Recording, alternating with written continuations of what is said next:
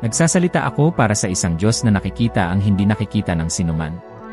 At ang tawang iyon ay nakaukit sa aking alaala, dahil napagtanto ko na ang pinakamapanganib na kasalanan ay hindi ang ipinahayag na kasamaan, ito ay ang nakangiting kawalang interes. Ilang beses pa itong nangyayari ngayon? Ilang beses na ang tubo ay nagiging mas mahalaga kaysa sa buhay? Ilang beses na ang tagumpay ay itinayo sa pagsasamantala sa iba? Maaari mong baguhin ang tanawin, palitan ang lumang damit ng modernong damit, ngunit ang esensya ay pareho, ang kasakiman na nagkukubli bilang pagpapala. At marahil ang tawag ni Amos noon ay umuugong pa rin dito, sa mga korporasyon, sa mga simbahan, sa mga puso. Dahil ang sumisira sa isang lipunan ay hindi ang kahirapan ng ilan, kundi ang moral na pagkabulag ng marami. Naalala ko nang magsalita ako sa harap ng isang pulutong.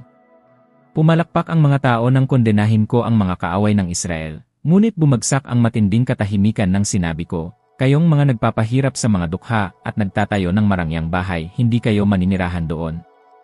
Nakita ko ang takot sa mga mata ng ilan, ang paghamak sa iba. Inaasahan nila ang isang talumpati ng tagumpay, at narinig nila ang isang diagnosis ng pagkukunwari. At hindi ba ganyan pa rin hanggang ngayon? Gusto nating marinig na magiging maayos ang lahat, na pagpapalain tayo ng Diyos, ngunit nakakalimutan natin na Siya ay isang Diyos na humihingi ng katuwiran. Gusto natin ang mga pangako, ngunit hindi pinapansin ang halaga. Mayroong tumatawag sa akin na radikal.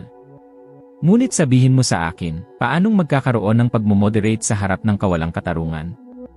Kapag nakita mo ang isang sistema na nagbibigay benepisyo sa ilan at nang-aapi sa marami, ang katahimikan ay pakikipagsabuatan. At marahil iyon ang aral na natutunan ko sa gitna ng mga lansangan ng Samaria, hindi hinahangaan ng Diyos ang lakas ng ating mga panalangin, kundi ang pagkakaisa ng ating mga saloobin. Sa maraming sandali, nagduda ako kung sulit ba ang magpatuloy. Tinawag ako ng mga tao na baliw na tagagulo. Ngunit sa bawat nababagabag na mukha na nakikita ko, sa bawat ina na sinusubukang pakainin ang isang anak, naramdaman ko na hindi ako maaaring huminto.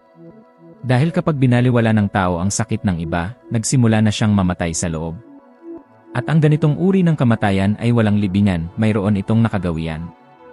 Upang maging malinaw ang lahat ng ito, gumamit ako ng isang imahe na nagpapagalaw pa rin sa akin hanggang ngayon.